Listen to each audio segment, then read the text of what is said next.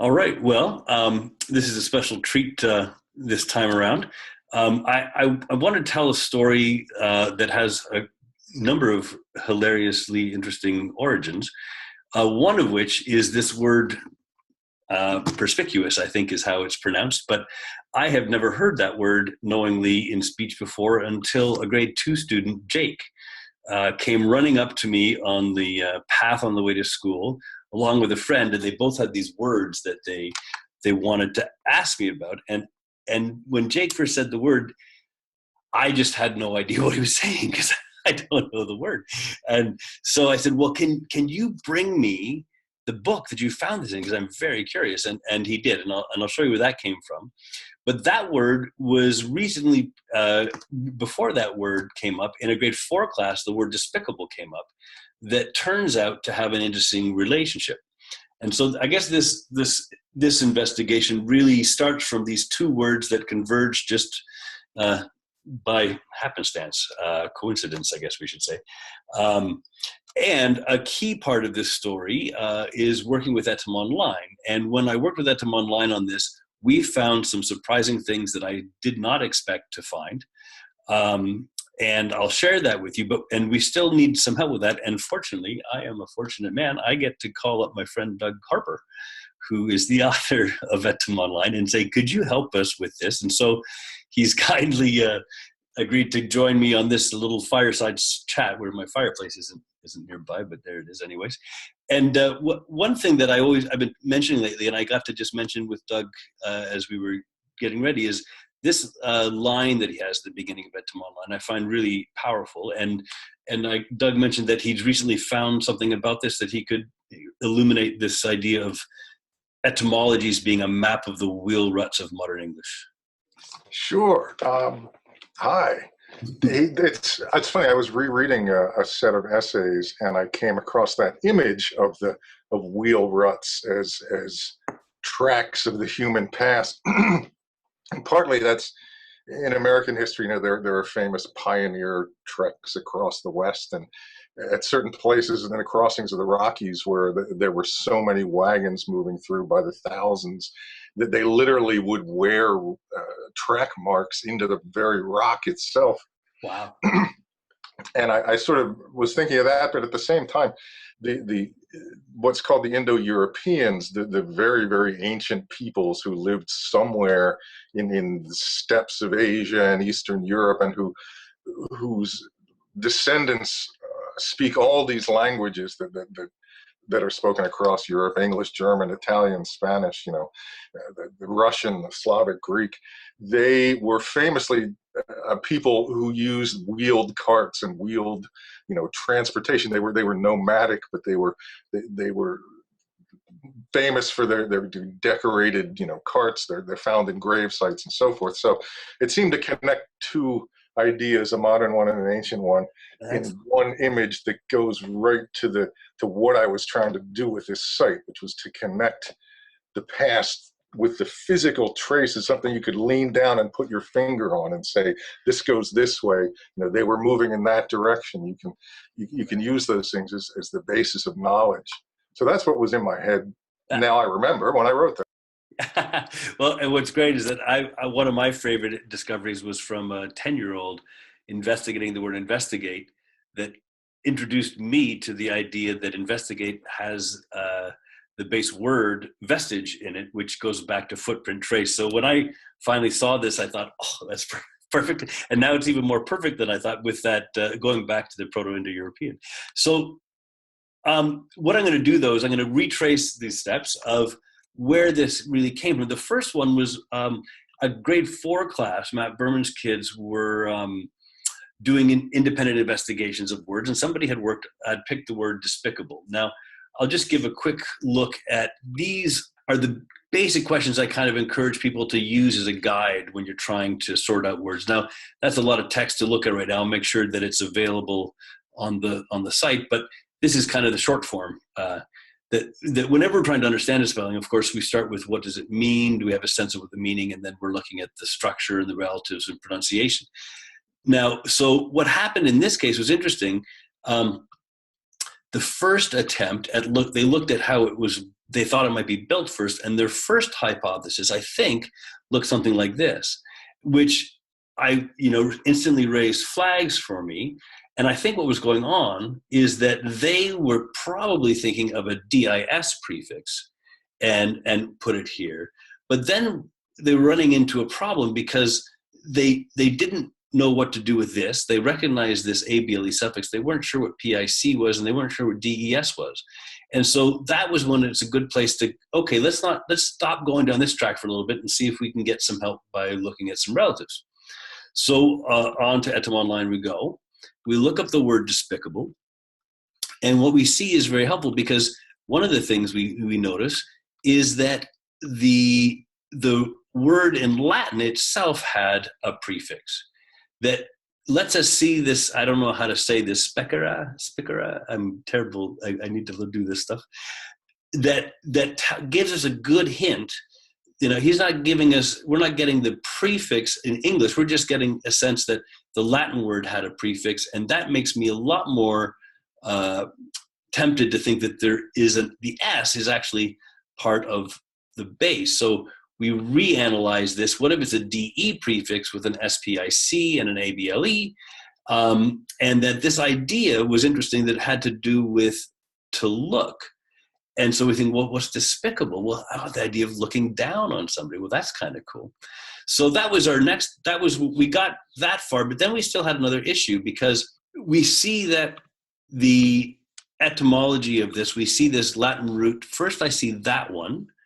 And then I see that you've identified that this variant of specere. So I don't know if you have if this is a question we should leave for later, if you have anything to help us understand what you are telling us when you say that spicere, if that's how we say it, was a variant of specere. That is one of the mysteries of Latin. There are such pairs in Latin where you have slightly different vowel, and they coexist. They're both used to form words, and probably to the Romans there was a distinction that they knew that when you said it with this kind of sound, it meant slightly different thing than when you said it with that kind of sound. Okay, it's not probably a distinction that is going to matter for what we're doing, and with this particular one, I'd have to dig down into Latin books to find out exactly what the significance of it was. But for etymological purposes, it's a slight variation of the same thing. But we're still very safe in saying that despicable is in the same family as this one. Yes, all of this is pretty much, you could open up 15 etymological dictionaries of English, and they'll all probably tell you essentially the same. Right. So, and this was helpful for me for a couple of reasons. One thing is that, and you notice when I write these roots, I've taken to using these parentheses to identify what I understand to be suffixes in Latin. And that was done for me in real spelling resources. And what it meant is that I was noticing these structures within Latin words. And one of the things I remember noticing early on is that often if I see an ERE or an ARE, it often evolves when it gets into the English, this is the Latin, but now we're talking about English structure here. It often evolves into a final non-syllabic E. And so we need to, I kind of have this as a potential E at the moment until I find some evidence. And the thing that's interesting about that is that I was talking with the kids and say, well, that would be interesting. If it was SPICE, that would be funny because, and what I said, I'm sure, was that it doesn't have necessarily anything to do with spice. It's probably just homographic. So we could have a free base spice that's homographic with a bound base, SPICE, I should have said both times.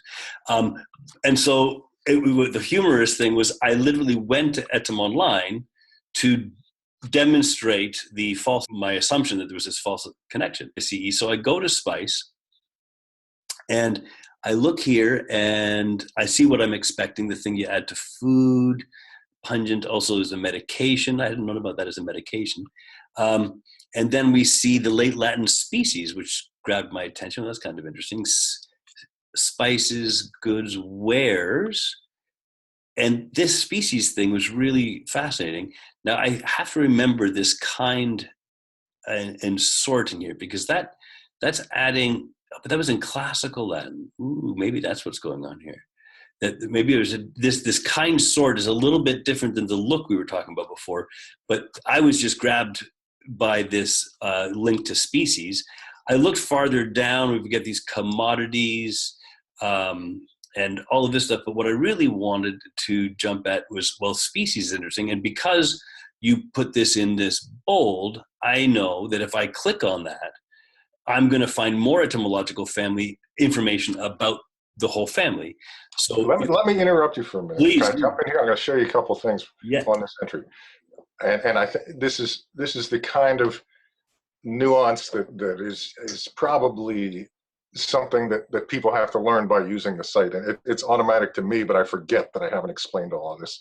Right. Look at the way the entry is set up. The first thing you see is the date, circa 1200. That means that's the earliest date you find some form of this word meaning this thing in the English language. Yeah. What follows in the quotation marks is the definition, or the two definitions, actually in this case linked by also, of what it meant at that time. Exactly. If I had put a definition in front of the date, I would mean that to stand for that is what this word has always basically meant in English, and all that follows is contained within that meaning. In this case, when you see the date first, you get a clue that the meaning is probably going to evolve or expand or do something. It's not what you see at first, though. We don't use the word spice anymore as a medical or alchemical substance. Right. I'm not an alchemist. Maybe they do. I fell asleep in that class in school. But yeah, that's Hogwarts. So that's one clue. The other one is what you just picked up on. Notice it says late Latin up there. So the sense, the old French word, without having redefined it there and given it a new definition, you can pretty much assume that it means about the same as what the English words meant. We're not changing anything here. Then you hit late Latin, and you get to a somewhat more precise definition of it. But that, and then when I say in classical Latin, that means that sense did not exist, in the time of Claudius and Nero. Well, maybe Nero, but you go back to the Roman Republic, they wouldn't have used it in that sense. Late Latin happens after Latin, the empire's been Christianized. It's sort of starting to loosen up. There's a lot of trade going on. There's a lot of commerce trading with, spices are an important element of commerce then, and it's basically it's how you got rich, is being able to import this stuff. Mm-hmm. And it was, the Mediterranean trade was very largely concerned with that sort of thing, at least the money making part of it. So that's a sense that develops in that time and place, and it's the sense that the word in which this form of the word has come into English. In classical Latin, it meant something other, and through that use, another word came up from the same word, species. Right. Okay. And the difference in meaning is due to the course they took, but that path also changed the shape of the word, the pronunciation of it. When it comes through French just beats Latin like a rental car. It just takes over. I mean, when French gets done with Latin, there's not an ounce of chrome left on it. So that's what the word looks like after French beats it up for a while, is spice. Where species is us going back directly to Latin, especially in the scientific sense, to choose a word to mean a specific thing. Nice. So that's what I was going to point out there. Well, that's wonderful. And again, the wheelwright idea going on. So, and so then when I click on species, and I know I'm getting etymological information from the same large family, I was just knocked out to find that root, because I started here with spice, that means that, counter to my hypothesis, the spice that you put on your food is in the same family as the word despicable, which seems like the meaning seems so far apart and was so fascinating. And so I had this idea, despicable, I could understand, okay, so speculate, to look down on people, but me and the kids were going, well, spice, and looking at what is going on there. but this, I had to remember the species thing, and that had this idea of kind and sort, but that, so and remember too that spice had 800 or 900 years to grow from species into this modern word with a modern meaning. yeah, the A time lot is, can happen in that time. yeah, yeah. Well, there's words that, you know, have shifted their meaning in my own lifetime. So so 800 years, a lot can happen. So that was really cool. And I love it when I go into Etymonline or make some word sum with some kids, and going to show them that what isn't true turns out to be true. There's always wonderful surprises. So we do now have evidence that despicable, species, and the word spice all share this family that does have some sense of look-see, but also, I guess, echoes of kind, sort. Is that fair to say? Oh yeah, absolutely. And I'm looking. I mean, it's not difficult to. Well, you know, you have to sort of stand back and look at the thing and say, how do you determine what is the difference between one thing and another? How do you determine what kinds of things are related and what aren't? You look at them. That's science. Look at the thing. Yeah, How is this different than that? We look at it to tell it apart. that's right. That's It's you can step back and just think of the human mental process involved, and you can see how it wouldn't be too difficult for people when they were looking for the word for how do we separate things into groups and determine what belongs together. Well, they would reach for a word that meant to look. yeah. Hold on a second. I want to check something here. If you search for crisis, you'll see a different. Another word that a critic, a criterion. These are all things that are also used to differentiate and separate things from one to the other. This is the word the Greeks picked up when they were looking for. Okay. Well, it's the one that we know best that they used. They looked this root that meant to put things through a sieve, to sift them. Right. To Right. separate is to sift, and which is actually sort of what you do with spices. I mean, the process of making spice into a saleable commodity involves a great deal of sifting and sorting, Yeah. and that's you have to think like a commercial sea captain in the 6th century, but it's not too Nice. hard to do. It's pretty much like being anyone nowadays. Excellent. Excellent. And I realized I don't think I've done this, where I meant to look this word of Jake's up, and we see this transparent, clear evidence. So something that's perspicuous is like it's easy to see,